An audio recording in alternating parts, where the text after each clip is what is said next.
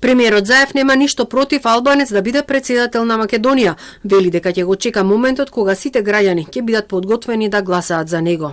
Ова е, така да кажам, добра амбиција, за да се алудира и кон македонското гласачко тело или кон неалбанското гласачко тело, заради тоа што ДУИ докажа дека добива мнозинство гласови од албанското гласачко тело, тие што излегуваат на гласање, но за ваква амбиција треба и мнозинство на гласови и од неалбанското гласачко тело во оваа наша мултиетничка земја.